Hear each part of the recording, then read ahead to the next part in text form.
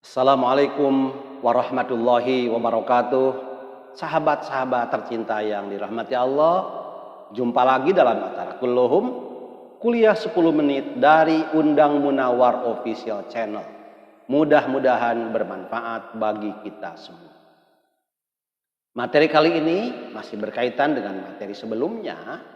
Dikisahkan bahwa istri Nabi Lut termasuk istri yang durhaka kepada Allah Subhanahu wa taala. Ketika Nabi Lut diperintah oleh Allah untuk meninggalkan tempat itu dan tidak boleh menoleh ke belakang, di ayat itu surat Hud ayat 81 ada kata illam ro'ataka, kecuali istrimu. Jadi istri Nabi Lut adalah istri yang durhaka kepada Allah Subhanahu wa taala, maka kemudian ia dibinasakan oleh Allah bersama orang-orang yang dibinasakan pada saat itu karena perbuatan LGBT-nya, dan istri Nabi Lut menjadi ahli neraka. Pertanyaan yang kemudian muncul adalah, apakah istri Nabi bisa melakukan hal yang seperti itu? Bahkan istri Nabi kok durhaka kepada Allah dan menjadi ahli neraka? Jawabannya jelas, ini adalah merupakan bukti bahwa ada istri Nabi yang durhaka kepada Allah. Bukan hanya istri Nabi Lut, tetapi juga dalam Al-Quran diungkapkan ada istri Nabi Nuh yang juga durhaka kepada Allah Subhanahu wa taala dan dibinasakan dan menjadi ahli neraka. Kita lihat dalam Al-Quran surat At-Tahrim ayat 10. A'udzubillahi minasyaitonir rajim. Dharaballahu mathalan lil ladzina kafaru imra'ata Nuhi wa imra'ata Lut kanata tahta abdaini min ibadina sholihaini fakhanatahuma falam yughniya anhuma minallahi syai'a wa qila dukhulan nar ma'ad dakhilin. Yang artinya Allah membuat istri-istri Nuh dan Lut perumpamaan bagi orang-orang kafir. Keduanya berada di bawah pengawasan dua orang hamba Allah yang soleh di antara hamba-hamba kami. Lalu kedua istri itu berkhianat kepada suami-suaminya.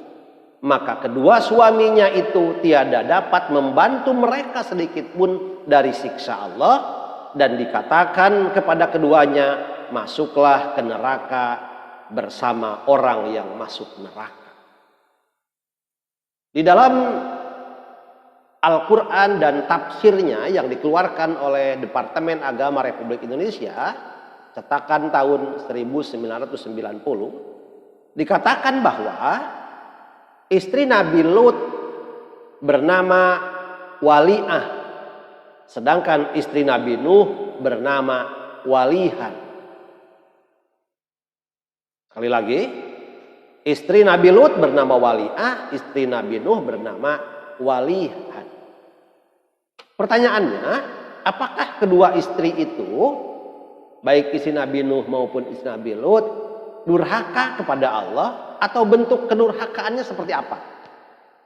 Di dalam beberapa tafsir, ternyata bentuk kedurhakaannya bukan karena istri Nabi Nuh dan Nabi Lut itu katakanlah berselingkuh atau berzina dengan laki-laki lain, tetapi kedurhakaannya dalam hal atau terkait dengan misi suaminya, yakni misi kenabian.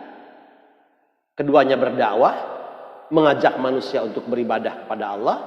Keduanya berdakwah, mencegah manusia dari perbuatan munkar. Berkaitan dengan itulah kedua istrinya durhaka kepada suaminya. Dalam beberapa kitab tafsir ada yang menyampaikan bahwa istri Nabi Nuh tidak membantu dakwah Nabi Nuh sendiri. Malah ia mengatakan kepada umatnya bahwa Nabi Nuh suaminya sendiri sudah gila. Berarti apa yang didakwahkan oleh Nabi Nuh adalah ucapan yang keluar dari orang gila. Bayangkan istri seorang nabi memprovokasi kepada umatnya bahwa suaminya sendiri Nabi Nuh adalah orang gila. Berarti kedurhakaan istri Nabi Nuh berkaitan dengan ia tidak mendukung dakwah suaminya sendiri, Nabi Nuh. Istri Nabi Lut juga hampir sama. Ia tidak melakukan perzinaan atau mengkhianati suaminya dalam bentuk ia melakukan perbuatan yang salah kepada suaminya secara langsung.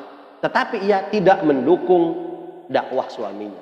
Yakni diceritakan bahwa ketika para tamu utusan Allah, yakni para malaikat yang merupakan laki-laki yang tampan datang ke rumah Nabi Lut untuk memberitakan bahwa Allah akan menurunkan siksa bagi mereka, ternyata istri Nabi Lut itu memprovokasi umat yang ada pada saat itu supaya melakukan perbuatan yang tidak terpuji, perbuatan homoseksual kepada para tamunya itu.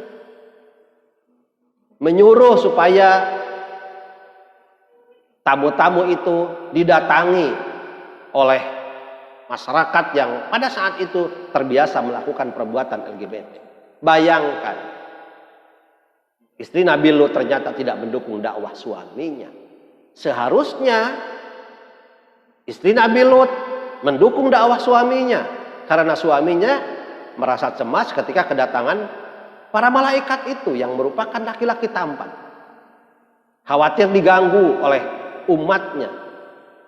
Oleh karena itu, maka seharusnya istri Nabi Lut menyerukan kepada umatnya untuk tidak mengganggu tamu-tamu itu. Tetapi sebaliknya malah ia melakukan perbuatan atau memprovokasi agar mengganggu tamu-tamu itu. Itulah yang diungkapkan oleh Allah Subhanahu wa taala dalam Al-Qur'an surat Tahrim ayat 10, At-Tahrim ayat 10, dan itu merupakan sebuah perumpamaan bahwa realitanya sebagai ujian dari Allah Subhanahu wa taala bagi para nabi dengan ujian yang berbeda-beda. Ujian kepada Nabi Nuh ada dari anaknya yakni Kan'an, dan juga dari istrinya yang tidak mendukung dakwah suaminya, yang durhaka kepada Allah. Ujian Nabi Lut juga dari istrinya yang tidak mendukung dakwah suaminya, ia malah durhaka kepada Allah. Ada lagi yang diuji oleh Allah Subhanahu wa taala dengan ujian-ujian lain. Suaminya soleh, istrinya durhaka. Istrinya soleh, suaminya durhaka. Dan kenyataannya sampai sekarang juga banyak hal yang seperti itu.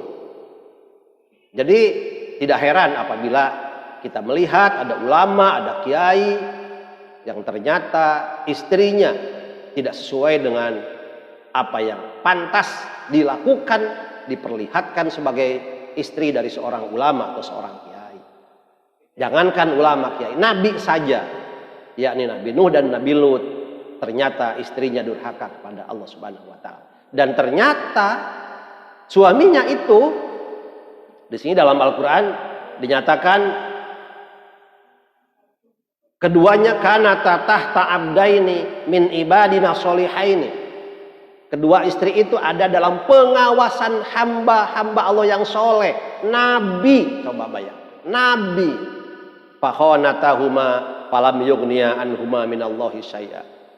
Tapi ternyata mereka mengkhianati, mereka durhaka kepada Allah, dan Nabi itu sendiri sebagai orang yang soleh tidak mampu menolongnya, tidak mampu membantu mereka sedikit pun dari siksa Allah Subhanahu wa taala. Sehingga dicap oleh Allah, wa qila dukhulan naro ma'ad dakhilin, masuklah kamu berdua ke neraka bersama orang-orang yang masuk neraka. Oleh karena itu, siapapun mukmin, muslim pasti akan mendapat ujian dari Allah Subhanahu wa taala. Seorang suami diuji oleh istrinya, seorang istri diuji oleh suaminya, orang tua diuji oleh anaknya, anak diuji oleh orang tuanya. Kondisi seperti itu banyak terjadi dan dialami oleh umat manusia, oleh kita umat Nabi Muhammad sallallahu alaihi wasallam. Karena itu mudah-mudahan kita diberi kekuatan oleh Allah Subhanahu wa taala untuk siap menerima ujian dari Allah dan senantiasa mendekat kepada Allah Subhanahu wa taala, dan kita berlindung kepada Allah agar dijauhkan dari ujian yang kita tidak kuat menanggungnya, kita tidak kuat menghadapinya. Demikian yang dapat saya sampaikan pada kesempatan ini. Mudah-mudahan Allah Subhanahu wa taala selalu melindungi kita, melindungi keluarga kita, melindungi kawan-kawan kita, umat Islam, dari hal-hal yang akan menjerumuskan kepada kecelakaan baik di dunia maupun di akhirat. Demikian, mohon maaf wabillahi taufiq wal hidayah. Wallahul muwaffiq ila aqwamit thoriq. Wassalamualaikum warahmatullahi wabarakatuh.